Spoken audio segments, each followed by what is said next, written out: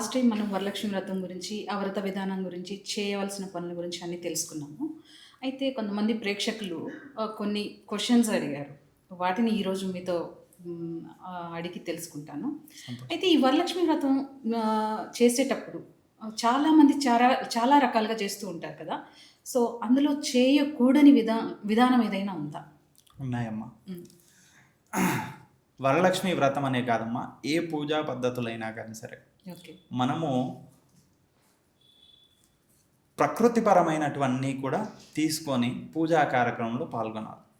ప్రకృతిపరమైనటువంటి ఇప్పుడు ముఖ్యంగా మనం చెప్తామమ్మా, ఏంది ము మొట్టమొదటగా ఆడవాళ్ళు చేసేటటువంటి పనులలో ఉదయాన్నే కల్లార్పు చల్లడం. హ్మ్. కల్లార్పు చల్లడం అంటే ఏం చేస్తున్నారమ్మా? కల్లార్పు చల్లడం అంటే ఆవు పేడను తీసుకొచ్చి కల్లార్పు చల్లి అక్కడ ముగ్గు వేసేసాం. కానీ ఇప్పుడు కల్లార్పు చల్లాలి అంటే కూడా అక్కడ ప్యాకెట్స్లలో కలర్ తీసుకొచ్చి వేసేసి ముగ్గు వేసేస్తున్నారు. అది కూడా చాక్ పీస్లతో. ఒకప్పుడు అది పల్లెటూర్లలో అంటే విలేజెస్‌లో ఉండేది. ఇప్పుడు ఇక్కడ ఉన్న కల్చర్‌కి కష్టం. కష్టం కానీ అమ్మ, మనకు ముఖ్యమైన సమయాలలోనైనా ఓకే. ఓకే. రోజుగా మీరు ఎలా చేసుకున్నా పర్వాలేదు. కానీ ఈ ముఖ్యమైన పండగలు, ఓకే. వ్రతాల సమయాలు అలాంటి వాటిల్లో మనము ని ఖచ్చితంగా ఇవి చేయాల్సిందే. ఆవు పేడతో తీసుకొచ్చి కల్లార్ప చల్లుకొని ముగ్గు వేయటం. ముగ్గు వేస్తే మనకి ఏంటంటే పూర్వం మనం ముగ్గు వేసేటప్పుడు ముగ్గు పిండి అంటే ఏదంటే వరి పిండితో మనం చేసేవాళ్ళం. శనగపిండితో వరిపిండితో అవి చేస్తే అక్కడికి చీమలు, పిట్టలు అవి వచ్చి తిని వాటి వల్ల మనకు ఆయుర్వృద్ధి జరిగేది ఇంట్లో వాళ్ళకి. అందువలన ఆ ముగ్గు వేసేవాళ్ళం. ఇప్పుడు కలర్స్ వేస్తూ ఉన్నారు. అది ఏది కూడా స్వీకరించదు. చీమలు స్వీకరించలేదు, ఇక్కడ పిట్టలు ఏవి కూడా స్వీకరించలేదు. అవునా పంతులు గారు? అయితే అందుకని చెప్పేసి అవి చేసేవారు. ఆవు పేడతో చల్లడం వల్ల యాంటీబయాటిక్ అమ్మ. దానివల్ల ఏవి కూడా క్రిమి కీటకాలు లోపలికి రాకుండా ఉండడానికి. అవి తర్వాత గుమ్మానికి పూజిస్తాం. మనము గుమ్మానికి కలర్స్తో వేసుకున్నటువంటి ముగ్గులు కనిపిస్తాయండి. వాటితో పాటు పండగల కన్నా ఖచ్చితంగా రోజు గుమ్మానికి పూజిస్తే ఇంకా సంతోషమే. లేది సమయంలో పండగల కన్నా ఖచ్చితంగా ఆ గుమ్మానికి పూజించి గుమ్మాన్ని గౌరీమాతగా మనము పూజిస్తాం. అంటే పసుపు రాసి బొట్టు పెట్టి పూలు పెట్టి అగరబత్తులు చూపించి దండం పెట్టుకోవడం. ఇంకా అక్కడ చక్కెరనో లేకపోతే పప్పలహారమో పెట్టి నమస్కరించుకోవడం. అక్కడ గౌరీమాతగా మనకు పూర్వంలో పెద్దవాళ్ళు చెప్పేవారు ఏంటి, గుమ్మం పైన కాలు పెట్టి నిలబడొద్దు, గుమ్మం పైన కూర్చోకూడదు అని చెప్పేవారు. కానీ అది ఎందుకనంటే గౌరీమాతగా దాన్ని భావిస్తాం. ఆ గుమ్మాన్ని గౌరీమాతగా భావిస్తాం కాబట్టి అక్కడ కాలు పెట్టొద్దు. అది ముఖ్యమైన కారణం. కాబట్టి అలా అది చేసుకోవాలి. తర్వాత మనము పూజా స్థలంలో మనము గుమ్మానికి పూలు వేస్తాం. పూలు వేయాలమ్మా. కానీ ఇప్పుడు ప్లాస్టిక్ తోరణాలు వేస్తున్నారు. అలంకరించుకోవడానికి కూడా ప్లాస్టిక్ పూలు, ప్లాస్టిక్ తోరణాలు వేస్తున్నారు. ప్లాస్టిక్కి సంబంధించినవి పూజలో వాడకూడదు. అక్కడ మనము ప్లాస్టిక్కి సంబంధించినవి వాడకూడదు అంటే పూలు అంటే సువాసనకు సంబంధించినట్టు న్యాచురల్ ఫ్లవర్స్ని ప్రకృతితో సంబంధించి ప్రకృతి సిద్ధంగా వచ్చినటువంటి పూల. కాబట్టి వాటిని ఉపయోగిస్తే అమ్మవారు సంతోషపడుతుంది. అంతేగాని ప్లాస్టిక్ ఉపయోగిస్తే ఏమో ఉపయోగం?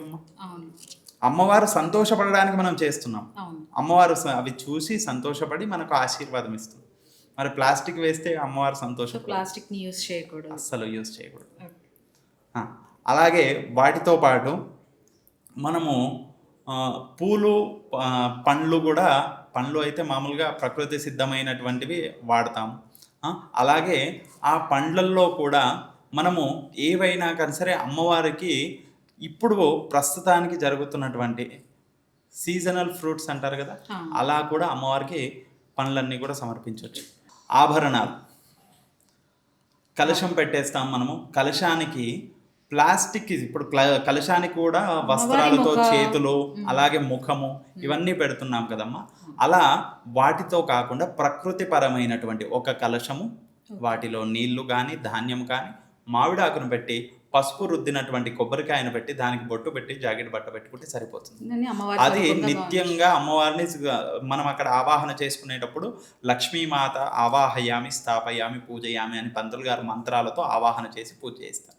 లేదా పంతులు గారు లేకున్నా మీరైనా కానీ సరే ఆ అమ్మవారి స్వరూపంగా అక్కడ భావించి అమ్మవారిని లక్ష్మీమాత ఆవాహయామి స్థాపయామి పూజయామి అని నమస్కారం చేసుకొని పూజ చేసుకున్నా సరిపోతుంది. కానీ ఇలా కలశాన్ని పెట్టి ఆ కలశాన్ని తయారు చేయడానికి వారు ఎన్నో రకాల సూదులు కూర్చుంటారు, ఎన్నో రకాల ప్లాస్టిక్వి స్టాప్లర్స్వి అవి వేసింటారు. అవన్నీ వేసినటివి వాడకూడదు. ఓకే.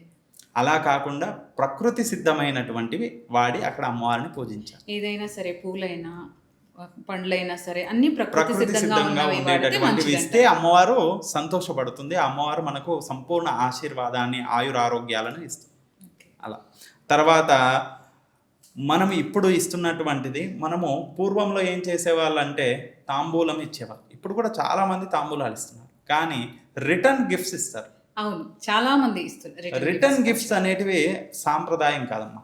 ఓకే. మన దగ్గర ఎంత ఉన్నా కానీ మనము తాంబూలముతో వారికి వాయినం ఇస్తే వారు అక్కడ వారిని పిలిచిన వారిని లక్ష్మీ స్వరూపంగా పిలిచి వాళ్ళ కళ్ళకు పసుపు పెట్టి వారిని లక్ష్మిగా పూజించి వారి చేతులకు గాజులు వేసి తర్వాత వాళ్ళకు పసుపు కుంకుమలు ఇస్తే మనకు కూడా ఆ సౌభాగ్యం లభిస్తుందని ఆ యొక్క వారిని పూజించడం జరుగుతుంది. ఓకే. అందుకే వారిని అందరినీ పేరెంటాలను పిలుస్తాం మనం. ఓకే.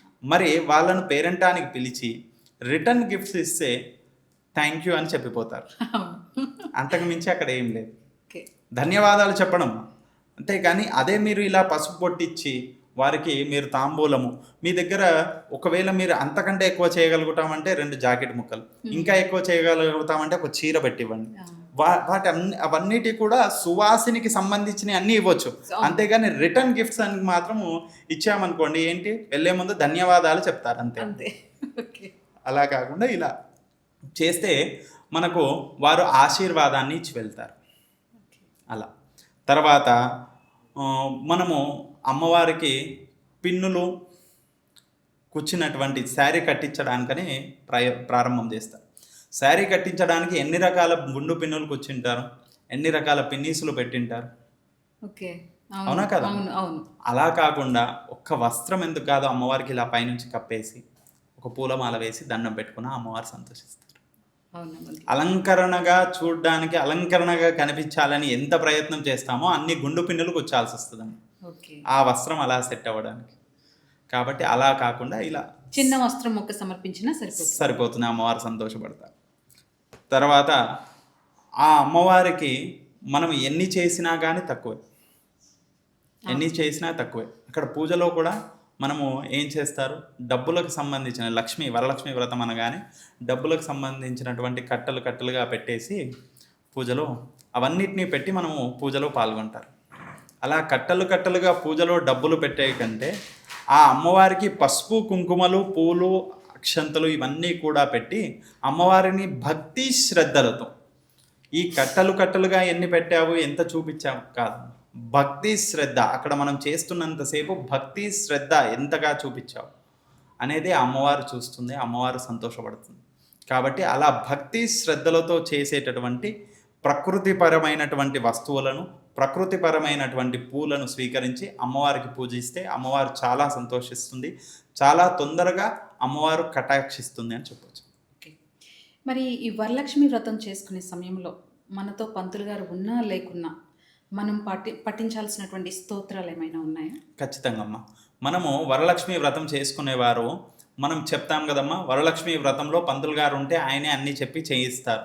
ఒకవేళ ఆయన లేరనుకోండి, మీరు చేతిలో వరలక్ష్మి వ్రతకథ అనే పుస్తకం దొరుకుతుంది. ఆ పుస్తకాన్ని తీసుకొని అందులో ఉన్న విధంగా మీకు తెలిసినవి కొన్ని చదువుకున్నా పర్వాలేదు, లేదు అంటే అందులో మీరు అమ్మ మీ యొక్క పూజ చేస్తున్నాం, వరలక్ష్మి కటాక్షం కలగడానికి వరలక్ష్మి పూజ చేస్తున్నానని చెప్పి అక్కడ ముందుగా పసుపుతో చేసిన గణపతి, అక్కడ గణపతికి అక్షంతలు పూలు అలాగే పసుపు కుంకుమలు సమర్పించుకొని తర్వాత అక్కడ గౌరీమాతను చేసుకుంటారు. గౌరీమాతకు కూడా పూజించుకొని తర్వాత లక్ష్మీదేవి కలశానికి ఫోటోకి పూజ చేస్తూ ఆ పసుపు కుంకుమ అక్షంతలు ఇవన్నీ సమర్పించుకొని అష్టోత్తరం ఇవన్నీ చదువుకున్నా చదువుకోకున్నా లక్ష్మీ అష్టోత్తరం అష్టోత్తరం. లక్ష్మీ అష్టోత్తరం అందరూ చదువుకుంటారు.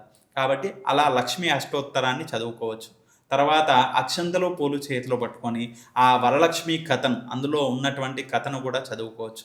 తర్వాత హారతి మంగళహారతి అవి చేసుకున్న పిమ్మట అష్టలక్ష్మి స్తోత్రం అష్టలక్ష్మి స్తోత్రము, అలాగే లలితా సహస్రనామాల పారాయణం, అలాగే లక్ష్మీ అష్టోత్తరము, అలాగే లక్ష్మీ దేవి స్తుతి, ఇవన్నీ కూడా మనము చదువుకోవచ్చు. కనకదార స్తోత్రం కనకదార స్తోత్రము మనకు ఓపికను బట్టి. కానీ అష్టలక్ష్మి స్తోత్రము, మహాలక్ష్మి అష్టకము, అలా లక్ష్మీ అష్టోత్తరము ఇవి మాత్రం ఖచ్చితంగా చదువుకుంటే మంచిది. లక్ష్మీ కటాక్షం మనపై ఉండాలి అనే విధంగా ఏదైనా లక్ష్మీ దేవి యొక్క కథని వివరిస్తారు? ఖచ్చితంగా అమ్మ. లక్ష్మీదేవి అందరికీ లక్ష్మీదేవి అనగానే విష్ణుమూర్తి యొక్క ధర్మపత్నిగా లక్ష్మీనారాయణులుగా మనం పూజించుకుంటాం. అవును. అయితే లక్ష్మిని పూజించే సమయాల్లో అందరికీ కూడా తెలుసు ఏంటి లక్ష్మీ కటాక్షం కలగాలంటే ఏమి చేయాలి, అవన్నీ చేస్తాం మనం. ఏంటి నిత్యము సుమంగలిగా రెడీ అయ్యి తర్వాత అక్కడ ఉన్నటువంటి పూజా సామాగ్రిని అంతా సర్దుకొని నీట్గా అంటే సుప్రసిద్ధంగా మంచిగా కనిపించే విధంగా ఇల్లంతా కూడా సర్దుకొని మనము పూజా కార్యక్రమాన్ని నిర్వహిస్తాం.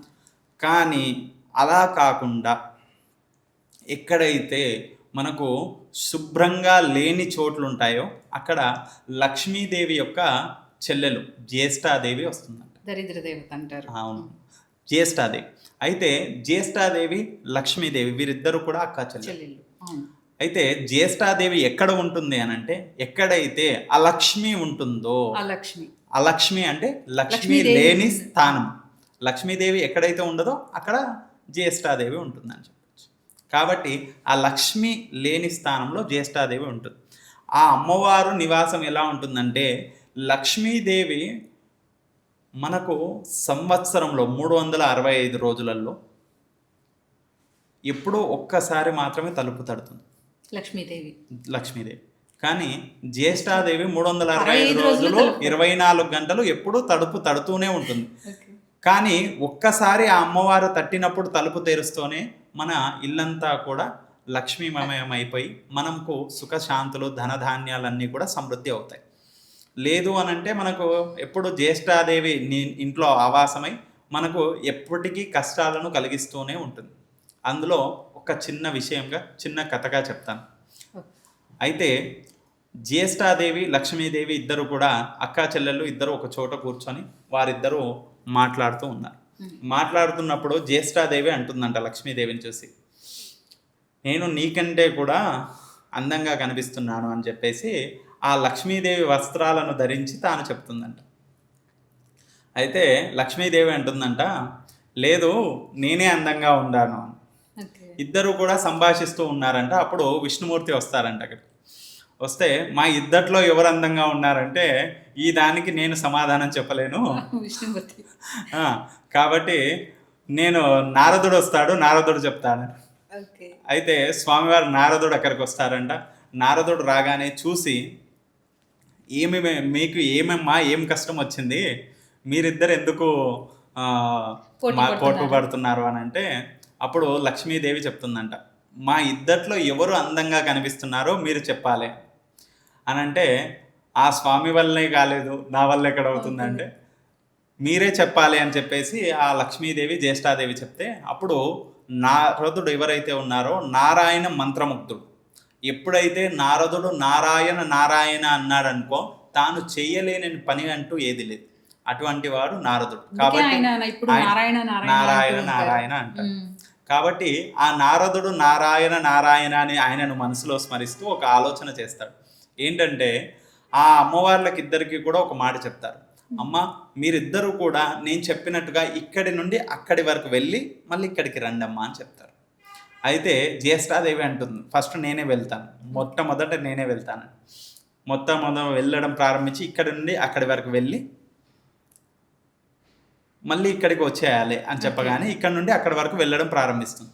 ఇలా ఆ జ్యేష్ఠాదేవి వెళ్ళడం ప్రారంభించగానే నారదుడు అంటాడంట, చాలా అందంగా ఉన్నారమ్మా అని అంటాడంట. అయితే జ్యేష్ఠాదేవి ఇక్కడ నుండి అక్కడికి వెళ్ళేసి వచ్చేసి చాలా సంతోషపెడతారు. ఏంటని, నేను వెళ్ళడం ప్రారంభించగానే నారదుడు అన్నాడు చాలా అందంగా కనిపిస్తున్నావని. తర్వాత లక్ష్మీదేవి అమ్మ మీరు కూడా వెళ్ళండి అనగానే లక్ష్మీదేవి వెళ్తుంది. అయితే లక్ష్మీదేవి ఇక్కడి నుండి అక్కడికి వెళ్ళి అక్కడి నుండి బయలుదేరి వస్తున్న సమయంలో అప్పుడు నారదుడు అంటాడంట చాలా అందంగా ఉన్నారు. అర్థమైంది స్వామి నాకు ఇప్పుడు మీరేం చెప్పింది. అయితే ఆ విధంగా జ్యేష్ఠాదేవి అమ్మవారు లక్ష్మీమాత ఇద్దరు కూడా సంభాషణను అప్పుడు అక్కడున్న దేవతలందరూ అర్థం చేసుకుంటారంట. ఏమని, జ్యేష్ఠాదేవి వెళుతున్నప్పుడు అందంగా కనిపిస్తుంది, లక్ష్మీదేవి వస్తున్నప్పుడు అందంగా కనిపిస్తుంది. ఎందుకంటే మనకు దరిద్రం అనేది పోతే మనం హ్యాపీగా ఉండగలుగుతాం, సంతోషంగా ఉండగలుగుతాం. కాబట్టి దరిద్రాదేవి అనేది వెళుతూ ఉండాలి, కాబట్టి అప్పుడు మనము ఆనందంగా ఉంటాం. లక్ష్మీదేవి వస్తూ ఉండాలి, అప్పుడు మనము ఇంకా సంతోషంగా ఆనందంగా ఉంటాం. అందుకని ఈ యొక్క లక్ష్మీ కటాక్షం సంపూర్ణంగా కలగాలంటే మనము ఇంట్లో చేసే పూజా సమయాలలో ఇవన్నీ కూడా ఏవి మనం చెప్పుకున్నటువంటి ద్రవ్యాలు ఏవి కూడా ప్రకృతి సిద్ధమైనటువంటివి తప్ప మిగతావి ఏవి కూడా వాడకుండా ఆ అమ్మవారిని పూజిస్తే ఆ అమ్మవారు సంతోషపడుతుంది. అలా కాకుండా ప్రకృతి పరమైనటువంటివి కాకుండా ఏవైనా ఇలా ప్లాస్టిక్కి సంబంధించినటువంటివి ఇలాంటివన్నీ వాడడం వల్ల ఆ అమ్మవారికి అవి ఆ జ్యేష్ఠాదేవికి ఇష్టమైనవని చెప్పుకోవచ్చు. కాబట్టి అలా వాడకుండా ఇలా వాడి ఆ అమ్మవారిని సంతోషపెట్టండి. ఆ అమ్మవారు కూడా సంపూర్ణ కటాక్షాలకు మనకు కలగజేస్తా అని చెప్పుకోవచ్చు. వరలక్ష్మి కటాక్షం సంపూర్ణంగా కలగడానికి ఈ యొక్క ప్రకృతి సిద్ధమైనటువంటివి చేసుకుంటే సరిపోతుంది.